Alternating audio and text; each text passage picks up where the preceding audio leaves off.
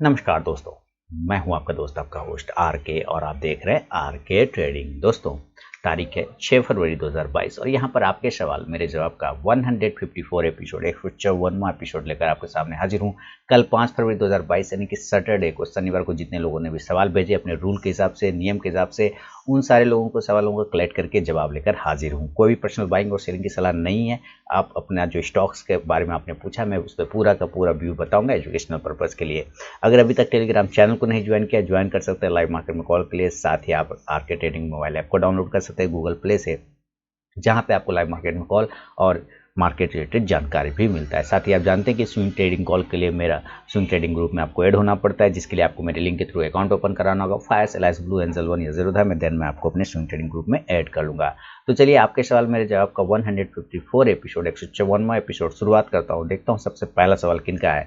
याद रखिए अगर फीडबैक नहीं देते हैं आप तो भी कोई दिक्कत वाली बात नहीं, लेकिन अगर देते हैं फीडबैक तो मुझे मोटिवेशन मिलता है। तो चलिए शुरुआत करूंगा आपके सवाल मेरे जवाब का पहला सवाल से।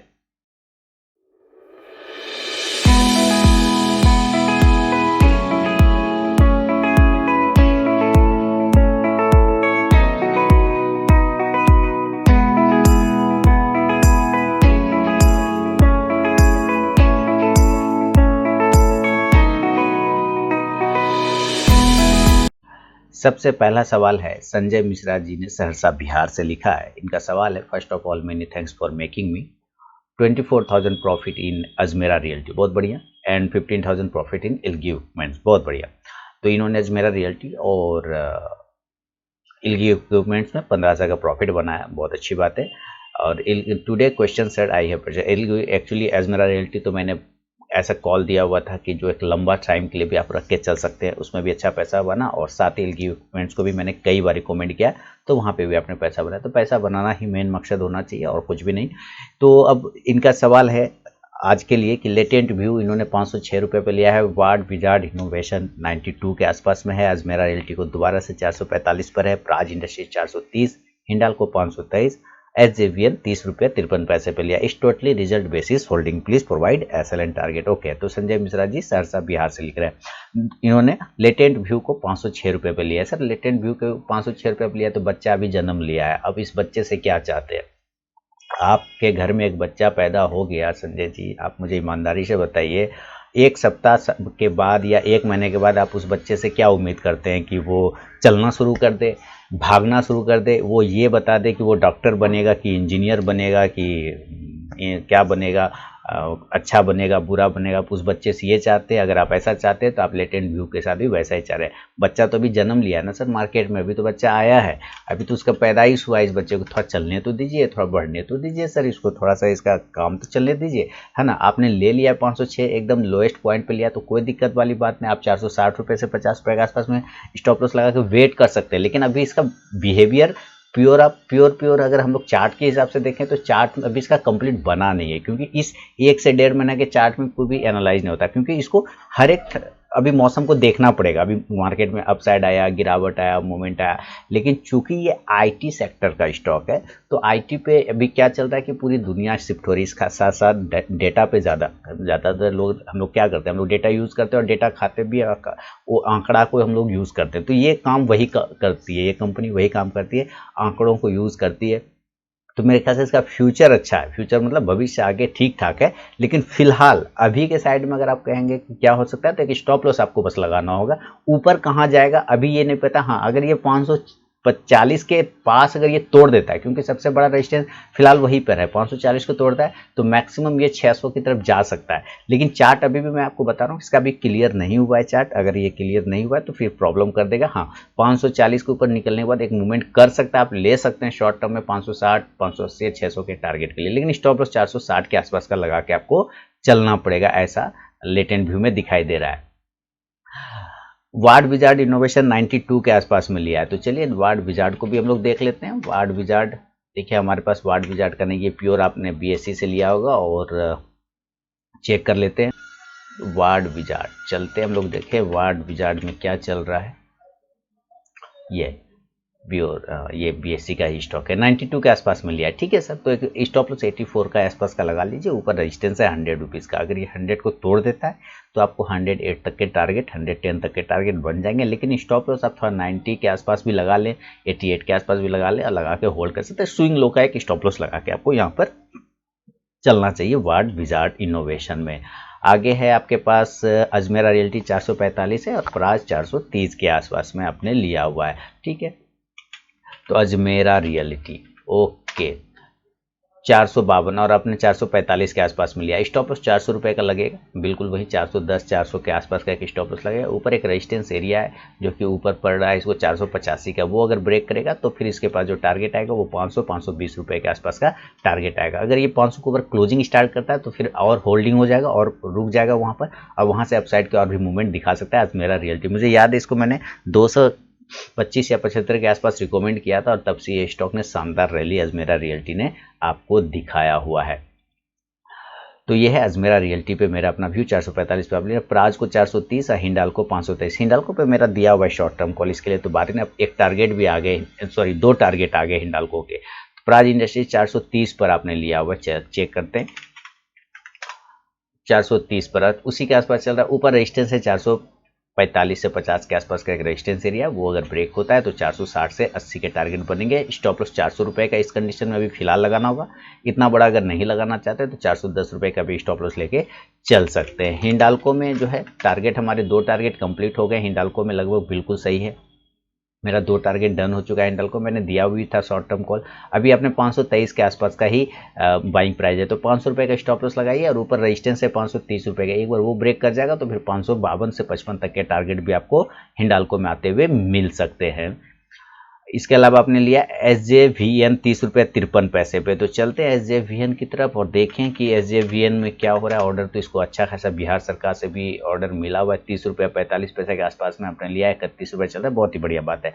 अप साइड में रेजिस्टेंस एरिया है हमारे पास जो है 32 रुपये के आसपास का, एक बार वो ब्रेक होता है। एक ट्रेन लाइन का छोटा सा रेजिस्टेंस भी इसको नजर में आ रहा है, अगर ये एरिया को ब्रेक करता है 31.50 से 32 रुपये को, तो देन 33 से 34 तक के टारगेट बनेंगे।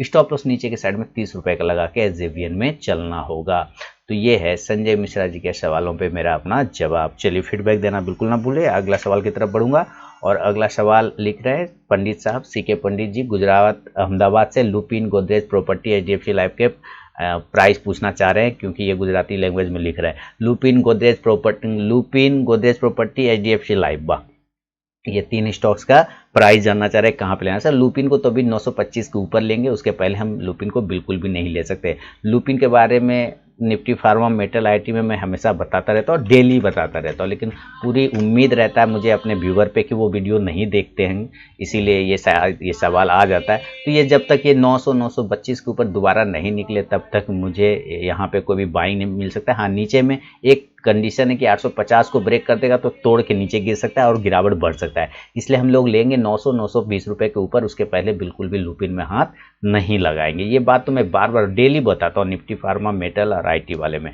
और मैंने कल भी वीडियो पोस्ट किया था इसके बारे में फार्मा वाला में, तो उसमें मैंने ये बात बोला हुआ है। उसके अलावा चलते गोदरेज प्रॉपर्टीज और HDFC लाइफ। तो गोदरेज प्रॉपर्टीज की बात है, गोदरेज प्रॉपर्टीज में अभी क्या चल रहा है चला चेक कर लें। तो गोदरेज प्रॉपर्टीज अभी नहीं लेंगे, थोड़ा होल्ड कर लेंगे। अगर ये मुझे 1400 रुपये के आसपास आता हुआ दिख जाए, 1400 रुपये के पास होल्ड कर ले अपने आप को, तब फिर वहाँ पर एक अच्छी बाइंग बन सकती है, एक अच्छी बाइंग बनेगी। और ऊपर अगर नहीं गया नीचे और ऊपर ही घूम गया तब 1600 के ऊपर गैप फिल करने के बाद पोजीशन बनाएंगे। अभी फिलहाल नहीं लगी, यहाँ पे थोड़ा रिस्क बन जाता है। HDFC लाइफ की बात करें तो HDFC लाइफ में 660 के 655 से 50 के ऊपर में पोजीशन बनेगा, बढ़िया पोजीशन बनेगा। इस कंडीशन में स्टॉप लॉस आप 620 रुपये का लेके चल सकते हैं, लेकिन 655 से 50 के ऊपर की क्लोजिंग होनी चाहिए, उसके बाद ही पोजीशन बनेगा, अदरवाइज HDFC लाइफ में इस वक्त नहीं बनेगा। तो ये है पंडित साहब आपके सवाल पे अपना जवाब। चलिए आगे बढ़े अगला सवाल की तरफ, और रीना कुमारी भागलपुर बिहार से है। एजिस लॉजिस्टिक इन्होंने लिखा है 224 पे लिया है, ऑन मोबाइल 162 पे लिया है, इंडिया निप्पॉन 531 के आसपास में, बोडल केमिकल 115 पर, अशोक लीलैंड 135 रुपये के आसपास में लिया है। Please provide SLN target. इतना स्टॉक एक साथ कैसे ले लेते हैं, मुझे तो बिल्कुल भी समझ में ये आइडिया ही नहीं आता। आज तक मैं एक बार में इतने स्टॉक्स नहीं ले पाता। खैर कोई बात नहीं, आपने लिया है, आपका पावर है, नज़र रख सकते हैं आप, कोई दिक्कत वाली बात नहीं है। एजिस लॉजिस्टिक 224 के आसपास में लिया हुआ है, बहुत बड़ी बात है। चलते हैं एजिस लॉजिस्टिक और चेक करें क्या चल रहा है एजिस में। AEI ना, एजिस ओके, AEI 224 पर आपने लिया है। ओके, तो देखिए एजिस लॉजिस्टिक में एक बढ़िया है, लेवल की तरफ बढ़ता हुआ दिखाई दे रहा है। मैंने पूरे इस पे वीडियो बना रखे हैं। एक अच्छा ब्रेकआउट एजिस लॉजिस्टिक में आपको आने वाले समय में बन सकता है। मुझे लग रहा है एजिस लॉजिस्टिक एक बेहतरीन स्टॉक आपके लिए साबित हो सकता है। अगर ये ऊपर के लेवल 230 से 32 को तोड़ देता है तो एजिस लॉजिस्टिक में 240, 50 और 55 के टारगेट बन जाएंगे। स्टॉप लॉस 210 रुपए के आसपास का लगा के आपको चलना होगा। तो एजिस लॉजिस्टिक में आपको बहुत जल्द एक ब्रेकआउट बन सकता है। अपसाइड के एक अच्छे मूवमेंट दिखाने की कोशिश करता हुआ एजिस लॉजिस्टिक यहाँ पे नजर आ रहा है। ऊपर 230-35 के ऊपर निकलने के बाद एक मूवमेंट बन सकता है, नजर रखें एजिस लॉजिस्टिक पे। आगे बढ़ेंगे, 240 और 60 के आसपास का ऊपर के एक टारगेट बनेंगे, उसके लिए कोई दिक्कत वाली बात नहीं है फिलहाल। अभी हम बढ़ेंगे ऑन मोबाइल 162 के पास में आपने लिया हुआ, बहुत बढ़िया एक ब्रेकआउट आया, फ्लक्चुएशन आया और खबर आई, किसी का आपस में कांटेक्ट हुआ तो उसमें एक मूवमेंट बनाता है ये बड़ी वाली कैंडल। उसके बाद ये ऊपर ले गया 162 के आसपास में आपने लिया। देखिए स्टॉप लॉस 150 का लगा, 170 का रेजिस्टेंस एरिया आ रहा है। अगर 170 को ये ब्रेक कर जाता है तो 175 से 180 तक के टारगेट देखने को आपको बन सकता है एजिस ये ऑन मोबाइल में। इंडिया निप्पॉन 531 के आसपास लिया, बोडल केमिकल 115 के आसपास में लिया हुआ है। तो हम लोग बोडल केमिकल की बात करें, 115 के आसपास में आपने बोडल केमिकल लिया, 117 चला, 120 का हर्डल है छोटा सा, अगर वो ब्रेकआउट करता है तो आपको 125 के टारगेट बनेंगे और 130 का नीचे स्टॉप लॉस 110 रुपए का लगा के आपको चलना पड़ेगा बोडल केमिकल में। वो इसके अलावा आपने इंडिया निप्पॉन को लिया है, तो चलिए हम लोग देखें। इंडिया निप्पॉन एसेट मैनेजमेंट लिया होगा ना, बिल्कुल, या इंडिया निप्पॉन इलेक्ट्रिक वाला लिया, क्योंकि आपने पूरा लिखा नहीं है, मैं थोड़ा सा हूँ नॉर्मल दिमाग का आदमी। तो इंडिया निप्पॉन 531 पे आपने लिया है, चलिए ठीक है। अब यहाँ पे क्या आ गया आपका प्राइस 531, यही स्टॉक आपने लिया हुआ है। अब 531 आपको स्टॉप लॉस थोड़ा सा बढ़ा है, यहाँ पे 500 रुपये का स्टॉप लॉस लगाना पड़ेगा। 500 राउंड नंबर का एक स्टॉप लॉस लगा के चलाऊंगा। 560 के ऊपर अगर ब्रेकआउट करता है तो आपको 580, 600 तक के टारगेट बनेंगे, लेकिन थोड़ा निगेटिव माहौल बन सकता है, याद रखिएगा। थोड़ा सा स्टॉक डाउन साइड मूवमेंट कर सकता है, जैसा कि चार्ट दिख के लग रहा है यहाँ पर कि इंडिया निप्पॉन हो सकता है आपको थोड़ा सा निगेटिविटी माहौल दिखा सकता है। लेकिन अगर ये 560 के ऊपर सस्टेन कर गया इंडिया निप्पॉन तो फिर आपको एक अच्छा प्रॉफिट बना के दे सकता है, इस बात पे भी कोई शक नहीं है। 560 का हर्डल आ रहा है। इसके अलावा चलेंगे, इंडिया निप्पॉन के अलावा बोडल केमिकल बता दें, अशोक लेलैंड आपने 135 के आसपास में लिया। अशोक लेलैंड में मैंने पिछले बार भी बताया था कि भाई इसके लिए ना आप लोग शॉर्ट टर्म स्टॉक इसको मत समझिए, इसको लंबे समय के लिए रखिए। 135 के आसपास में लिया है। और तो दोस्तों अभी आज जो है लता मंगेशकर का निधन भी हो गया, बहुत ही मतलब क्या बताया जाए, बहुत, चलिए खैर आना जाना है, संसार है, चलता रहेगा, कोई बात नहीं, काम नहीं रुकना चाहिए बस। बहुत बहुत श्रद्धांजलि उनको। आगे बढ़ें। और इसके अलावा आपने कौन सा, अशोक लेलैंड, हाँ अशोक लेलैंड की बात कर रहा था। 140 के ऊपर अगर अशोक लेलैंड निकलता है तो एक मूवमेंट 145 से 50 का, लेकिन मैं कहूँगा कि इसको आप थोड़ा लंबा टाइम के लिए रखिए अशोक लेलैंड, तो ज़्यादा बेहतर रहेगा। मेरा देखिए एम रहता है, मेरा कोशिश रहता है कि आपको सही जानकारी दे सकूँ और सही गाइडेंस दे सकूँ। तो मेरे ख्याल से ये स्टॉक में इसलिए मैं बोल रहा हूँ कि लंबे समय में, तो क्योंकि आपको थोड़े निकट भविष्य में ये नीचे गिर सकता है ऐसा लगेगा आपको, लेकिन इसका फ्यूचर बहुत ही बढ़िया ब्राइट है, ऊपर के साइड का है, तो आप थोड़ा इसको लंबे टाइम में रखें तो और भी अच्छा प्रॉफिट बना के ये आपको दे सकता है अशोक लेलैंड। थोड़ा टाइम लगेगा पर जाएगा ये जरूर बहुत ही बेहतर तरीके से। तो ये रीना कुमारी जी, ये आपके सवाल पे मेरा अपना जवाब है। उम्मीद करता हूँ फीडबैक देना बिल्कुल ना भूलेंगे। चलिए आगे बढ़ूंगा अगला सवाल की तरफ। और अगला सवाल देखें किनका है। अगला सवाल है रियाज जी, बेंगलोर कर्नाटका से लिख रहे हैं। हाय आर के सर, कैसे हो, बहुत टाइम बाद सवाल भेज रहा हूँ। मैंने इंजीनियर्स इंडिया को 71 पर 2000 क्वांटिटी लिया है, अब प्राइस 69.65 के आसपास में, एसएल और टारगेट बताइए, मेनी थैंक्स, वेलकम सर। चलिए 71 पर लिया है, अच्छा नीचे आ गया इसलिए आपने भेजा रिया साहब, अगर ऊपर रहता प्राइस तो शायद आप नहीं भेजते अपना सवाल। चलिए बढ़िया बात है, 71 के आसपास में आपने लिया हुआ इंजीनियर्स इंडिया। ओके चलते हैं। और अभी 69। देखिए स्टॉप लॉस तो आप पहले आप 65 के लगा के चले, 65 का स्टॉप लॉस लगा, और वही प्राइस जिस प्राइस पर आपने लिया वही रेजिस्टेंस एरिया है इसका 72, 71.50 से 72 का एक रेजिस्टेंस एरिया। अगर वो ब्रेक होता है तो 74, 76 के टारगेट बनेंगे, लेकिन स्टॉप लॉस 68 से लेकर 70 के आसपास का लगेगा। बार बार ये 68 से बाउंस कर जाता है 68 के आसपास से, तो मेरे ख्याल से ये एक लेवल, ये एक ऐसा लेवल है जिसके पास से ये स्टॉक्स गिरना नहीं चाहिए। यहाँ पर आता है तो यहाँ से एक बाउंस हो जाना चाहिए ऊपर के साइड में, तो इसलिए एक स्टॉप लॉस 68 का आप लगा कर रखें, ऊपर 72 को ब्रेक करेगा तो होल्ड कर लेंगे, फिर बड़े टारगेट भी आपको यहाँ से इंजीनियर्स इंडिया में देखने को मिलेगा। तो ये है रियाज जी आपके सवाल पे मेरा अपना जवाब। अब चलेंगे अगला सवाल की तरफ बढ़े, अपना फीडबैक जरूर दें। चंद्रमोहन जी दिल्ली से लिख रहे हैं, चंद्रमोहन फ्रॉम न्यू दिल्ली, ये लिख रहे हैं क्या मैं ऑप्शन सेलिंग एक लॉट से डायरेक्शनल कर सकता हूँ? सर आपकी मर्जी, आप एक लॉट से करें, 10 लॉट से करें, 20 लॉट से करें, आपका पैसा है, आपकी मर्जी है ना। एक लॉट से मैं क्यों बोलूंगा कि आप एक लॉट से करिए, क्योंकि देखिए ये तो आपका कैपिटल है ना।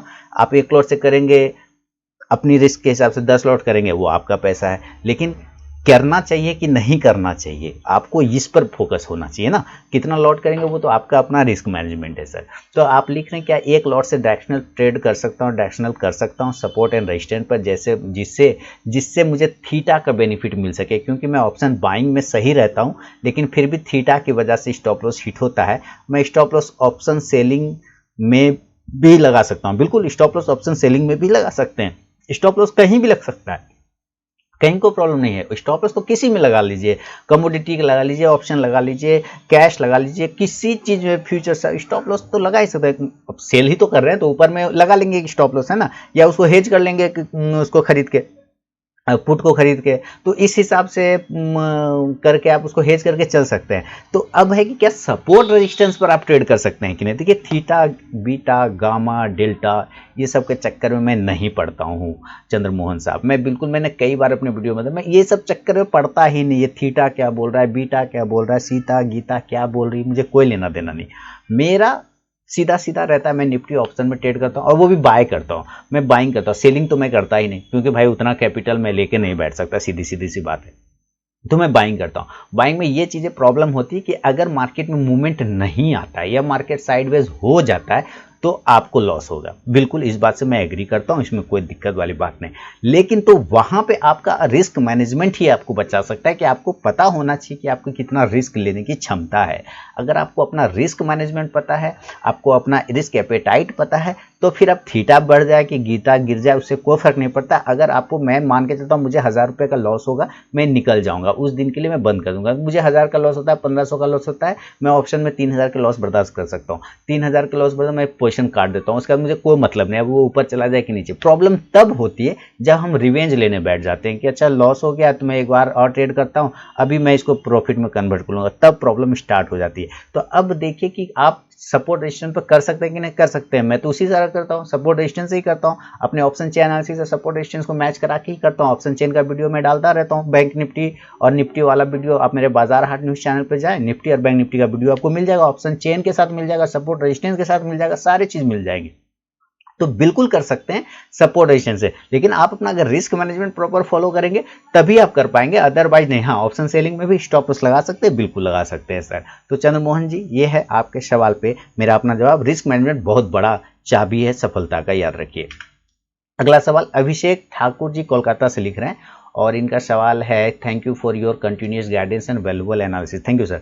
आई have 3 queries. Which stock do you prefer between Jindal Saw and APL Apollo for long term? I remember you had suggested Jindal Saw as portfolio stock in one of your video. तब आपने अधूरा याद रखा सर, आपने जिंदल शॉ को याद रखा, एपीएल अपोलो भूल गए। मैंने APL Apollo Diwali portfolio stock में दिया हुआ था, दिवाली से दिवाली में। अब जरा आप डिसाइड करिए, है ना। तो दोनों अपने अपने जगह पे बढ़िया है ना, दोनों अपने अपने जगह पे बढ़ा है, दोनों ही को दिया हुआ। एपीएल अपोलो भी शानदार, मेरा टारगेट भी आ गया दिवाली पोर्टफोलियो वाला में, और अभी वो नीचे के भाव पे आया, फिर से वो चलने की कोशिश कर रहा है। और जिंदल शॉ, अब जिंदल शॉ में एक ये हो सकता है कि वो छोटे प्राइस का स्टॉक है तो वहां पे ज्यादा आपको लगेगा अरे यहाँ पे ज्यादा माल उठा सकता हूँ, ये प्रॉब्लम। दोनों अपने अपने जगह पे बढ़िया। अगर बढ़िया नहीं रहता अभिषेक जी तो मैं क्यों देता, ये बताइए। मुझे क्या दुश्मनी है किसी से? नहीं ना, अच्छा है तभी तो दिया ना सर। इस तो बात ही खत्म हो गई कि अच्छा कौन है बुरा कौन है। अपना अब समस्या क्या होगी कि आप मान लीजिए जिंदल स्टॉ पकड़ लिया, मैं पकड़ लिया आईपीएल अपोलो, एक एग्जांपल दे रहा हूँ, मेरा आईपीएल अपोलो चल गया, आपका जिंदल स्टॉ नहीं चलेगा, आपको लगेगा अरे यार देखो जिंदल स्टॉ ले लिए नहीं चला, एपीएल अपोलो ले लेते तो चल जाता। संजोग से आपका जिंदल स्टॉ चल जाएगा, मेरा आईपीएल अपोलो नहीं चलेगा, साइडवेज हो जाएगा, तो क्या कहेंगे कि तो चीजें क्या होती है कि आपको पता होना चाहिए कि आपका कन्विक्शन और आपको थोड़ा टाइम देना पड़ता है। ऐसा नहीं कि आप जो लिए हैं वो चलेगा ही चलेगा 100% तो कुछ होता नहीं, वो नीचे भी आ सकता है। दोनों स्टॉक अपने कैटेगरी में अच्छा है, दोनों स्टॉक मेटल का है और दोनों ही अच्छा स्टॉक है, बढ़िया स्टॉक है, पोर्टफोलियो में भी रखने के लिए, लॉन्ग टर्म के लिए रखने के लिए आप इसको बिल्कुल दोनों में से कोई भी चूज करें बेहतर है। लेकिन इस बात को हमेशा याद रखिए कि हो सकता है कभी कभी कोई स्टॉक आपका ना चले, तो इसमें ये नहीं रोना है कि अरे यार ये ले लिया तो गड़बड़ हो गया, वो ले लेता तो अच्छा रहता, क्योंकि कोई ना कोई तो ऐसा होगा कि जो नहीं चलेगा आपके लेने के बाद, ऐसा हमेशा होता है, इसलिए उस पर टेंशन नहीं लेना आपको। Please suggest a good cement stock for long term, also help me understand entry level for the stock. Sir कोई भी लॉन्ग टर्म स्टॉक लेंगे, अल्ट्राटेक सीमेंट ले लीजिए, है ना, अल्ट्राटेक सीमेंट पकड़ लीजिए, बहुत अच्छा है, एसीसी पकड़ लीजिए, बहुत अच्छा है, एकदम ये सब स्टॉक को पकड़ के चल रहे, अल्ट्राटेक एसीसी बहुत बढ़िया। और एसीसी अल्ट्राटेक में अब 8,000 का स्टॉक है अल्ट्राटेक, वो 5,000 गिरने का वेट तो नहीं करेंगे ना कि 5,000 आएगा तभी लेंगे। तो चीज़ें क्या है कि आपको कितना दिन के, आप तो लिख भी रहे कि लॉन्ग टर्म, तो लॉन्ग टर्म तो 1 साल होता नहीं है, लॉन्ग टर्म 6 महीना भी नहीं होता है, कम से कम 3 से 5 साल का होता है। तो इंडिया में 3 से 5 साल होता है, विदेश में और बड़ा होता है, इंडिया में तो हम लोग तो 2 ही महीना में खोज लेते हैं लॉन्ग टर्म।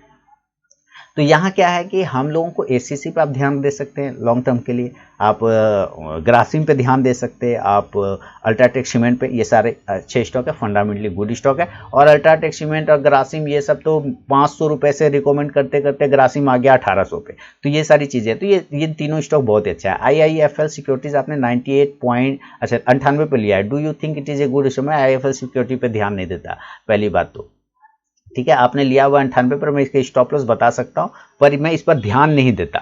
और आपने एक ही साल के लिए भी अपना रखा, मान लीजिए 1 साल में नहीं आएगा तो क्या करेंगे, और 1 साल के पहले दे देगा वो टारगेट, तब आप क्या करेंगे?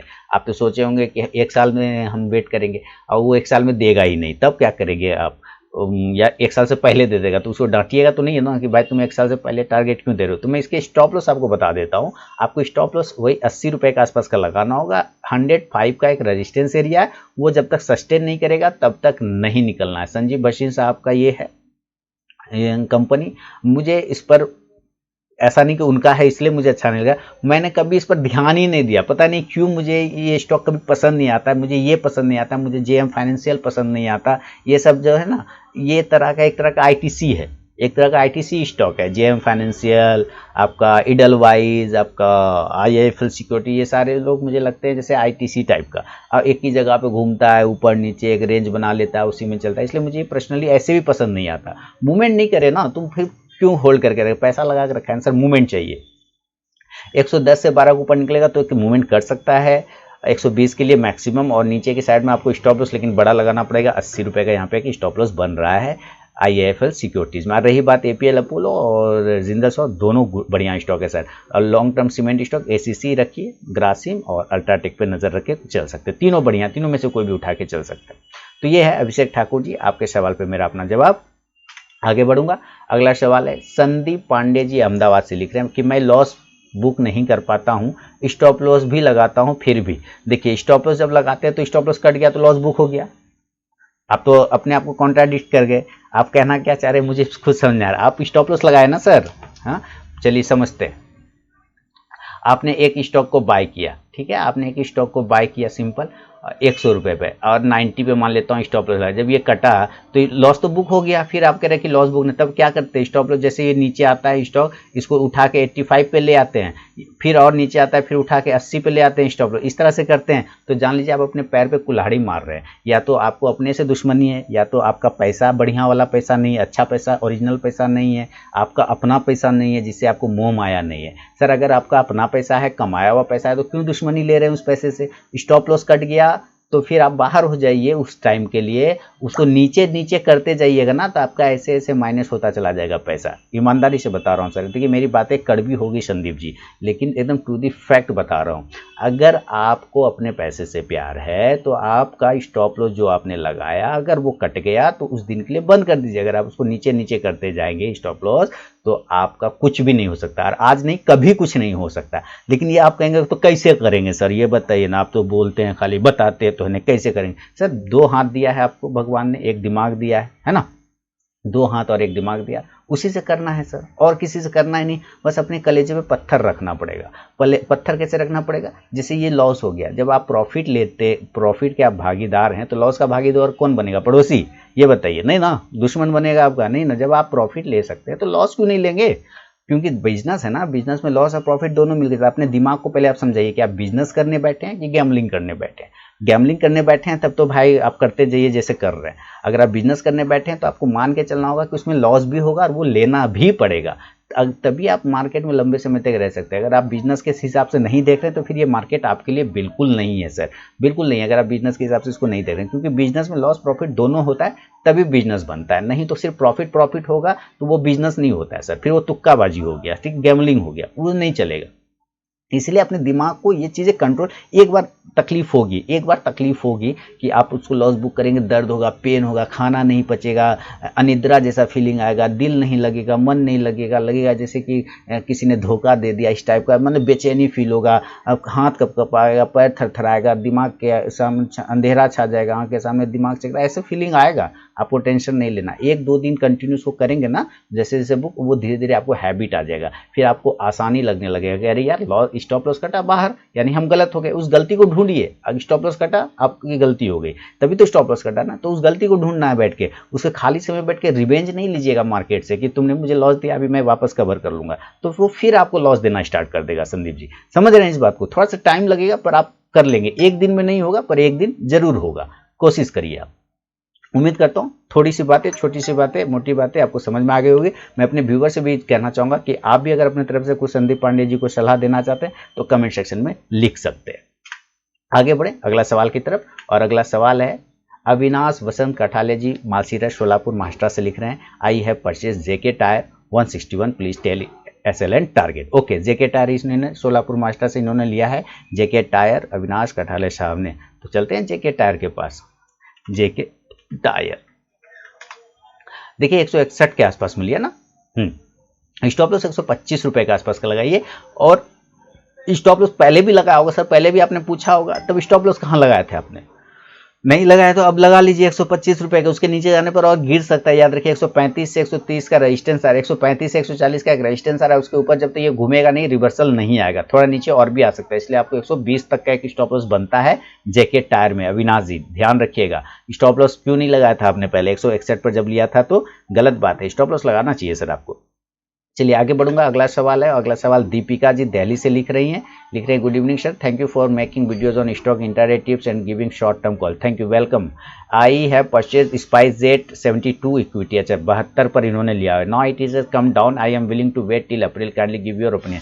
72 पे स्पाइसजेट लिया हुआ है, कोई बात नहीं है, अभी बहुत चीज़ें स्पाइसजेट में देखने को मिलेगी, अभी बहुत सारा इसका कॉम्पिटिटर मार्केट में आ गया है, ठीक है, और आ भी रहा है, इसके वजह से इसमें थोड़ा सा नेगेटिव माहौल बन भी रहा है, लेकिन आपको एक स्टॉप लॉस लगाना होगा ये एरिया के नीचे। अगर ये 55 के नीचे निकल गया मैम तो फिर निकलना पड़ेगा, क्योंकि 55 इसके पास में एक लास्ट हर्डल है।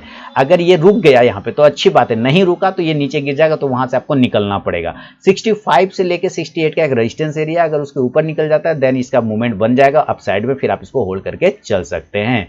तो ये है दीपिका मैम के सवाल पे मेरा अपना जवाब, अपना फीडबैक देना बिल्कुल ना भूलें। तो ये आपके सवाल मेरे जवाब का दोस्तों 154 एपिसोड का अंतिम सवाल था दीपिका जी का, मैंने सवालों का जवाब दे दिया है। उम्मीद करता हूँ आप सारे लोगों ने, जिन्होंने सवाल नहीं भी भेजा होगा, वीडियो पूरा देखा होगा। वीडियो अगर पूरा देखा हुआ है तो जरूर आपको पसंद आया होगा, आपके बहुत सारी क्वेरीज सॉल्व हो गए होंगे। तो मिलूंगा अब नेक्स्ट वीडियो में दोस्तों, तब तक के लिए बहुत बहुत धन्यवाद।